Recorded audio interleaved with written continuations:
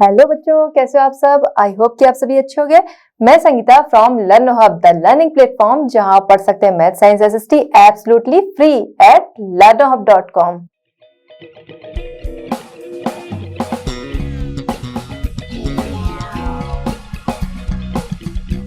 बच्चों, आज हम डिस्कस करेंगे NCERT solutions for class 9। Topic हमारा है food security in India, question number 1 to 5। चलिए बच्चों, हमारा आज का चैप्टर स्टार्ट करते हैं। क्वेश्चन नंबर 1 हमारा है, how is food security insured in India. India में फूड सिक्योरिटी किस तरह से इंश्योर्ड की जाती है। तो अगर बात करें तो इसके लिए गवर्नमेंट जो है कुछ सिस्टम्स को अपनाया। गवर्नमेंट ने उस पर बहुत सारे काम किए गए। उसमें 2 तरह के सिस्टम अपनाए गए। First buffer stock and second जो था वो पब्लिक डिस्ट्रीब्यूशन सिस्टम, यानी कि पीडीएस। पीडीएस की अगर हम बात करें तो लोगों तक यानी कि पब्लिक तक अनाज का जो डिस्ट्रीब्यूशन है वो सही तरीके से हो सके। उसके अलावा बफर स्टॉक की बात करें तो बफर स्टॉक यानी कि जो फार्मर जब अपनी फसल लगाता है तो गवर्नमेंट पहले से ही उन अनाज का रेट जो है, क्रॉप का रेट जो है वो तय कर देती है। जब फसल रेडी हो जाती है तो किसान जिसे चाहता है वो उसे सेल करता है, यानी अगर उसे किसी और से ज्यादा उसका अमाउंट मिल रहा है तो उसे सेल करेगा, नहीं तो गवर्नमेंट की तरफ से अगर ज्यादा मिल रहा है तो उसे सेल करेगा। ठीक है, तो इस तरह से ही फिक्स हो जाता है। ज्यादातर किसानों को यही दिखता है कि गवर्नमेंट की तरफ से जो रेट मिल रहा है वो उनके लिए ज्यादा सही है, तो वो उन्हें सेल कर देते हैं। अब गवर्नमेंट को जब गवर्नमेंट इन अनाज को ले लेती है तो उसका स्टोरेज होता है। इस तरीके से होता है उसका स्टोरेज जो होता है कि उसे लोगों तक पहुंचाया जा सके। अब गवर्नमेंट जो है वो वहां से फार्मर से उन चीजों को खरीदती है। जैसे मान लीजिए 20-25 रुपीज पर केजी के अकॉर्डिंग उन्होंने वीट जो है वो खरीद लिया। सारी क्रॉप का अलग अलग होता है। यहाँ पर अभी हम लोग एग्जाम्पल के तौर पे वीट को ले रहे हैं। 20-25 रुपीज पर केजी उन्होंने वीट खरीद लिया फार्मर से। उसके बाद जो राशन के सेंटर्स होते हैं गवर्नमेंट वाले, वहां पर उन्हीं वीट को 3 रुपीज 5 रुपीज केजी इस तरह से सेल किया जाता है। तो इससे क्या हुआ, गवर्नमेंट जो फार्मर से लिया वहां पे ज्यादा अमाउंट में लिया और यहाँ पर लोगों को, पब्लिक को वो चीजें कम रेट में मिल रही है। तो जो गरीब लोग होते हैं उनको वहां से काफी सुविधा मिल जाती है, काफी फैसिलिटी मिल जाती है, क्योंकि उन्हें बहुत कम रेट में अनाज वहां से मिलता है। तो इससे क्या हुआ, दोनों का फायदा हुआ। जो फार्मर था उसे अपनी फसल का अच्छा रेट मिल गया और जो गरीब लोग हैं, गरीबी रेखा से नीचे जो लोग हैं, पॉवर्टी लाइन से नीचे, तो उन्हें क्या है, उन्हें वो फूड जो है वो कम रेट में मिल गया। तो इस तरह से, और स्टॉक जो है सुरक्षित रखा जाता है कि आगे बाढ़ आ गई या फिर सूखा पड़ गया, कोई भी वजह से फसल नहीं तैयार हो पा रही है, तो वो स्टोरेज जो उनका रहेगा, स्टॉक रहेगा, उससे हेल्प मिलेगी, उससे आगे का काम भी चल सकेगा।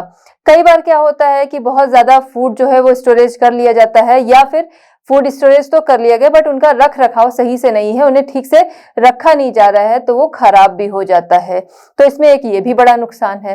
ठीक है, अब हम आते हैं कि पीडीएस और बफर स्टॉक, ये तो हमने समझ लिया कि गवर्नमेंट इस तरह की प्रणाली अपनाती है। अब इसे इंश्योर करने के लिए क्या देखा जाता है, अवेलेबिलिटी, कि लोगों तक जो जिन फूड्स की जरूरत है लोगों को, तो वो चीजें अवेलेबल हैं कि नहीं। ठीक है, लोगों को वो चीजें मिल रही हैं कि नहीं, मिल सकती हैं कि नहीं है तो उनका इंतजाम करना चाहिए। तो इस तरीके की चीजें आती हैं। उसके बाद क्या आती है, तो सबसे पहले क्या आता है, अवेलेबिलिटी ऑफ फूड। फिर उसके बाद क्या आता है, एक्सेसिबिलिटी ऑफ फूड, कि फूड तो है पर्याप्त मात्रा में, लोग जो हैं उनकी जो डिमांड है पर्याप्त मात्रा में है, बट एक्सेसिबिलिटी है कि नहीं। कई बार बहुत सारे एरिया होते हैं कि उन जगहों पे वो फसलें नहीं होती हैं तो वहां नहीं पहुंच पाती, या फिर फसलें हैं वहां तक नहीं पहुंच पा रही, या उन लोगों की पहुंच उन फसलों तक, उस अनाज तक नहीं है, उन फूड तक उनकी पहुंच नहीं है। तो यहाँ पर क्या है, availability of food, accessibility of food, ये हमने देख लिया कि अवेलेबिलिटी कि लोगों के लिए चीजें उपलब्ध है कि नहीं, एक्सेसिबिलिटी लोगों की वहां तक पहुंच है कि नहीं। अब उसके बाद आता है अफोर्डेबिलिटी ऑफ फूड, मतलब ये कि अवेलेबिलिटी है, मतलब कि फूड है जो मात्रा में चाहिए, जिन लोगों के लिए चाहिए वो है। एक्सेसिबिलिटी है कि लोगों तक उसकी पहुंच है, या फिर फूड की पहुंच लोगों तक है। ठीक है, अब उसके बाद आता है अफोर्डेबिलिटी, कि ये चीजें जो हैं वो हैं भी, लोगों की पहुंच भी है, बट वो अफोर्ड नहीं कर सकते, उनका प्राइस इतना ज्यादा है, या फिर प्राइस नहीं भी है बट किसी के पास एम्प्लॉयमेंट ही नहीं है, अगर उनके पास पैसे ही नहीं है तो वो कम रेट होने पे भी उन चीजों को नहीं खरीद पाते हैं। बहुत सारे ऐसे लोग हैं। तो availability of food, accessibility of food और अफोर्डेबिलिटी ऑफ फूड, ये सारी चीजें इंश्योर करना गवर्नमेंट का काम होता है। इसीलिए देखिए अभी बात हुई थी कि वो क्या करते हैं, जो फार्मर से फूड लेते हैं, अनाज लेते हैं और उन्हें आगे जो राशन इस कार्ड वगैरह बनते हैं उसके आधार पर गरीबों के लिए वो अनाज क्या होता है, कम रेट में उन्हें दे दिया जाता है। तो अवेलेबिलिटी, फूड सिक्योरिटी इंश्योर करने के लिए इंडिया में अवेलेबिलिटी ऑफ फूड की अवेलेबिलिटी है कि नहीं, accessibility of food and affordability of food, ये सारी चीजें इंश्योर की जाती हैं। चलिए बच्चों देखते हैं क्वेश्चन नंबर 2। क्वेश्चन नंबर 2 हमारा है, which are the people more prone to food insecurity. कौन से लोग जो होते हैं जो कि ज्यादा फूड इनसिक्योरिटी से ग्रस्त होते हैं, कौन से लोग फूड इनसिक्योरिटी से ज्यादा ग्रस्त होते हैं।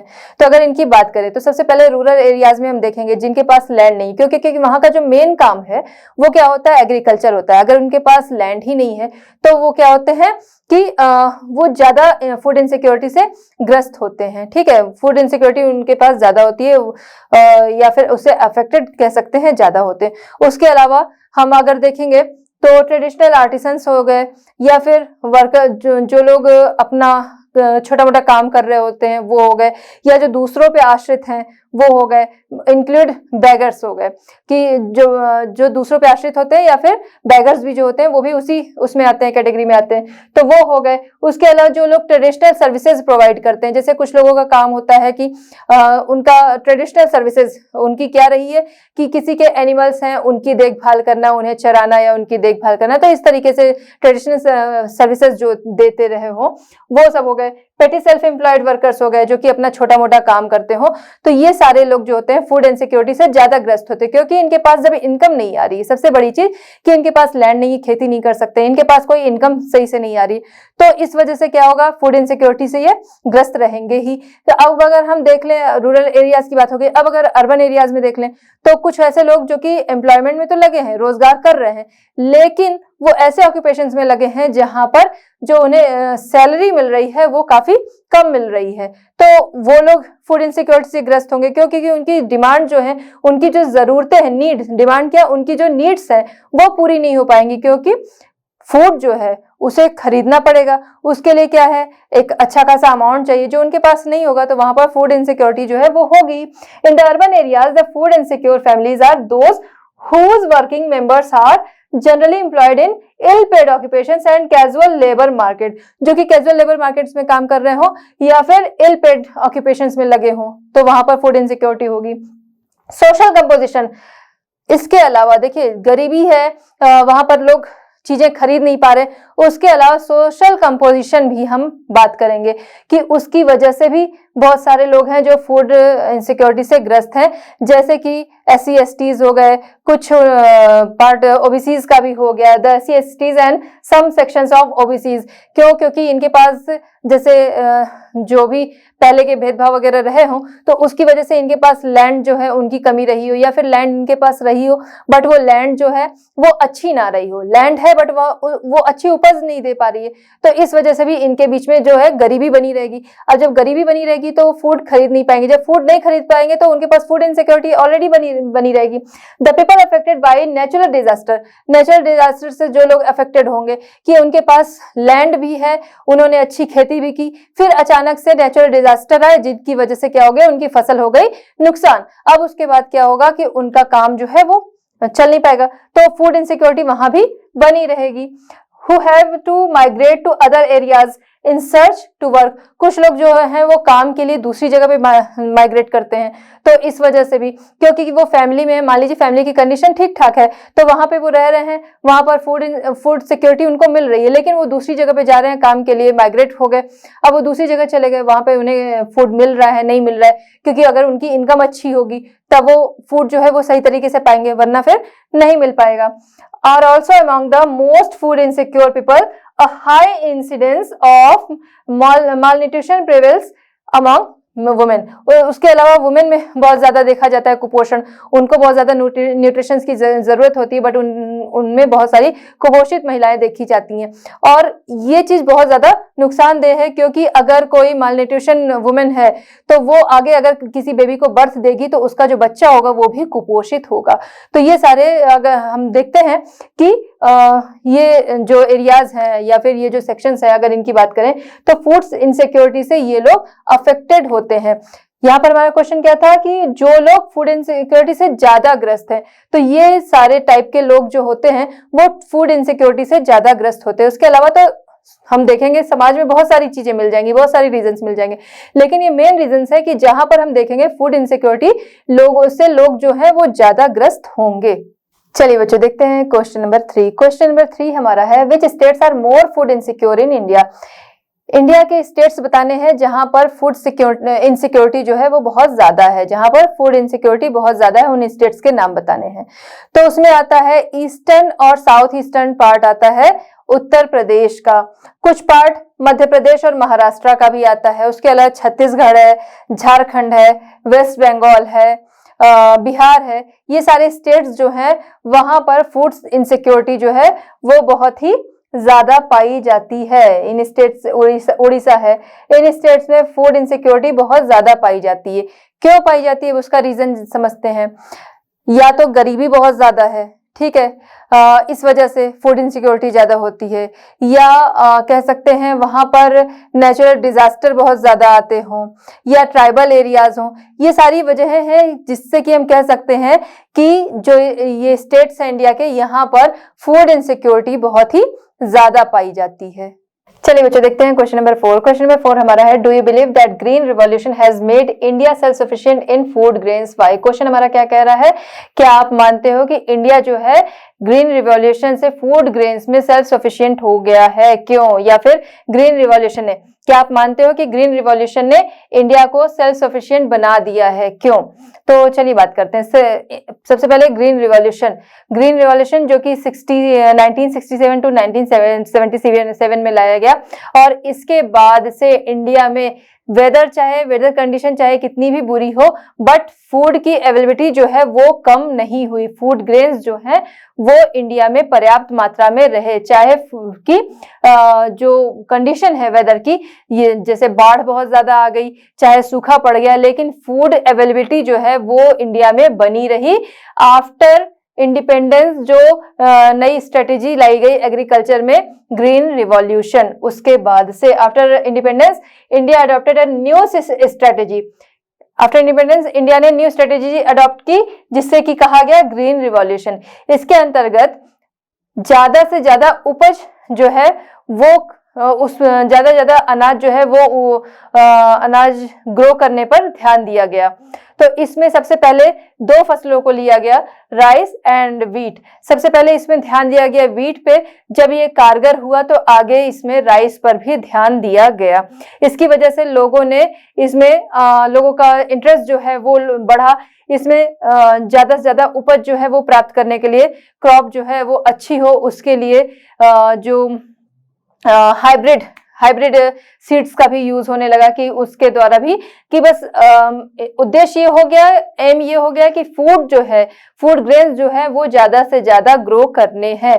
तो it was specially in the production of wheat and rice. तो इसमें काम किया गया किस पे, ज्यादातर व्हीट एंड राइस के प्रोडक्शन पे। इसकी वजह से और जो फसलें हैं वो पिछड़ गई, या फिर कह सकते हैं कि जैसे राइस है, इसमें वाटर की बहुत ज्यादा जरूरत होती है, तो यहाँ इसकी वजह से क्या हो गया कि वाटर का बहुत ज्यादा यूज होने लगा।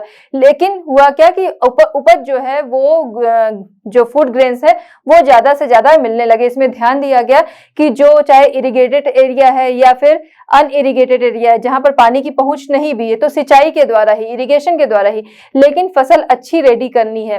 हाइब्रिड सीड की वजह से फसल जो है ज्यादा से ज्यादा पाई जा सके। तो इस तरीके से चीजें यूज की गई कि इरिगेशन हो सकता है या नहीं हो सकता है, फिर भी फसल जो है वो अच्छी पानी है, अनाज जो है वो ज्यादा से ज्यादा हो सके, इस तरह की कोशिश इसमें की गई स्ट्रेटेजी में। Since the advent of the green revolution in the early 1970s, the country has avoided famine even during adverse weather condition.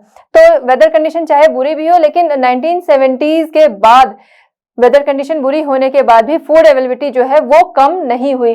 therefore it can be said that the green revolution has made India self sufficient in food। तो इसलिए कहा जा सकता है कि green revolution के आने से इंडिया जो है वो सेल्फ सफिशिएंट बन गया, क्योंकि अनाज जो है वो ज्यादा से ज्यादा उपजाया जाने लगा, जिसकी की जरूरत हर किसी को होती है। फूड जो है, देखिए फ्रूट के बिना लोग काम चला सकते हैं थोड़ा बहुत, वेजिटेबल के बिना चला सकते हैं, चलाना नहीं चाहिए, उससे उनको न्यूट्रिशन नहीं मिल पाएगा, लेकिन एटलीस्ट जो उनकी फूड की जरूरत है, मतलब ये कि डेली फूड की जो जरूरत है वो तो उनकी कंप्लीट हो जाती है, राइस एंड व्हीट जिनकी सबसे ज्यादा डिमांड होती है। तो ग्रीन रिवॉल्यूशन आने के बाद देखा गया कि जैसे पंजाब है, हरियाणा है, उत्तर प्रदेश है, इन जगहों पे क्या हुआ कि ये व्हीट की जो कंडीशन थी वो काफी सुधर गई, व्हीट की मात्रा ज्यादा प्राप्त होने लगी। राइस में हम देखें तो उत्तर प्रदेश है, वेस्ट बंगाल है, इन जगहों में ग्रीन रिवॉल्यूशन आने के बाद ये जो ग्रेन्स हैं वो ज्यादा से ज्यादा मिलने लगी। चलिए बच्चों देखते हैं क्वेश्चन नंबर 5। क्वेश्चन नंबर 5 हमारा है, a section of people in India are still without food, explain. Question क्या है कि इंडिया में एक सेक्शन या एक वर्ग ऐसा है जो कि आज भी उसे फूड जो है वो सही तरीके से नहीं मिल रहा, या आज भी उसे फूड नहीं मिल पा रहा है, एक्सप्लेन करना है। तो ऐसे अगर सेक्शन की हम बात करेंगे पहले, तो ऐसे सेक्शन में कौन आते हैं, जैसे जो विलेज एरियाज है, रूरल एरियाज जो है, वहां पर जो गरीब लोग हैं या फिर जिनके पास लैंड नहीं है, ठीक है, जो गरीब हैं जिनके पास लैंड नहीं है, या ट्राइबल एरियाज में जो रहते हैं, या जो सीजनल वर्क करते हैं, क्योंकि जब तक सीजन है तब तक उनके पास काम है, फिर सीजन नहीं है तब उनके पास काम नहीं है। इससे रिलेटेड आपकी बुक में एक स्टोरी भी, आप उसे पढ़ना, अच्छे से चीजें समझ में आएंगी। तो सीजन अगर नहीं है तो फिर उनके पास काम नहीं है, तो वो खाली है, जब काम नहीं है तो उनके पास पैसे भी नहीं आएंगे, या फिर लोगों के पास रोजगार नहीं है, ठीक है। लैंडलेस इन रूरल एरियाज, जिनके पास जमीन नहीं है, पुअर फैमिलीज हो गई, जो गरीब हैं, people engaged in seasonal work, जो कि सीजनल वर्क में एंगेज्ड है। तो सीजनल वर्क में एंगेज्ड है तो जिस समय सीजन उस समय तो वो काम कर रहे हैं, उनकी कमाई हो रही, फिर आगे क्या है कि उनके पास काम नहीं है। तो इसलिए जब लोगों के पास काम नहीं है, पैसे नहीं है, तो क्या होगा, फूड उन्हें नहीं मिल पाएगा, ठीक है। ट्राइबल्स हैं, वहां तक पहुंच नहीं होती है, ठीक है। Areas frequently affected by natural climates, जो कि नेचुरल क्लाइमेट से अफेक्टेड एरियाज हैं, वहां पर भी फूड की कमी होती है, वहां पर भी लोग आज भी है कि वहां पर फूड लोगों तक फूड तक लोगों की पहुंच नहीं है। A large proportion of pregnant and nursing mothers, large proportion में pregnant and nursing mothers and 5 years old से जो कम एज के बच्चे हैं उनके लिए, क्योंकि उनके लिए न्यूट्रिशन जो है वो बहुत ज्यादा जरूरी है, तो उससे 5 years से कम की एज में अगर हम देखें तो बहुत ज्यादा जो कुपोषित बच्चे होते हैं वो बहुत ज्यादा मिलते हैं। And children under the age of 5 years constitute an important segment of the food and secure population. तो बहुत ज्यादा पॉपुलेशन, मतलब अगर हम देखेंगे तो इस तरह के लोग हैं जो कि आज भी फूड जिन्हें नहीं मिल पाता है। और ये ऐसा क्यों है अगर हम देखें तो किस लिए है, क्योंकि लोग या तो गरीब हैं, या उनके पास रोजगार नहीं है, या फूड तक उनकी पहुंच नहीं है, जो अभी हमने पहले डिस्कस किया था एक्सेसिबिलिटी, वो नहीं है, या फिर अवेलेबिलिटी, बात हुई थी अवेलेबिलिटी की, वो नहीं है, या फिर एक्सेसिबिलिटी नहीं है, वो दोनों मान लीजिए है, तो उसके बाद अफोर्डेबिलिटी नहीं है। तो ये सबसे बड़ा रीजन है कि एक बड़ा सेक्शन है, एक सेक्शन ऐसा है जो आज भी फूड जिसे नहीं मिल पा रहा है, ठीक है। The main reason for this is that poor families do not have enough money, जो गरीब है उनके पास इनफ मनी जो है वो पर्याप्त नहीं है, या फिर जिनके पास काम नहीं है, तो काम नहीं है तो गरीब ही हुए, तो जिनके पास काम नहीं है या फिर जो गरीब हैं कह सकते हैं, उनके पास पैसे नहीं है, तो वो अपने लिए फूड का इंतजाम नहीं कर सकते हैं टू बाय फूड, और पीपल डोंट हैव एक्सेस, और मनी नहीं है तो वो फूड नहीं खरीद सकते, या फिर लोगों जो है एक्सेसिबिलिटी नहीं है, फूड तक उनकी एक्सेसिबिलिटी नहीं है। कई बार ऐसा भी देखा गया है कि जो गरीबी रेखा से ऊपर है उनको भी फूड की अवेलेबिलिटी जो है उनके लिए भी नहीं हो पाती है। क्यों? क्योंकि कुछ ऐसा होता है कि नेचुरल डिजास्टर वगैरह आ गए, उनके पास पैसे तो हैं लेकिन चीजों की कमी हो गई, तो वो चीजें उन्हें नहीं मिल पा रही हैं। तो ये सारे रीजंस हैं कि एक बड़ा सेक्शन हम देखते हैं कि वो आज भी उन तक फूड जो है वो प्रॉपर तरीके से नहीं पहुंच रहा है। तो बच्चों, हमारा ये चैप्टर होता है कंप्लीट। आई होप कि आपने इसे एंजॉय किया होगा, क्योंकि बहुत ही इंटरेस्टिंग चैप्टर था। एंजॉय भी किया होगा, आपको समझ में भी आया होगा। मिलते हैं next chapter and next solution के साथ at Learn Hub. Learn Hub free है पर बेस्ट है।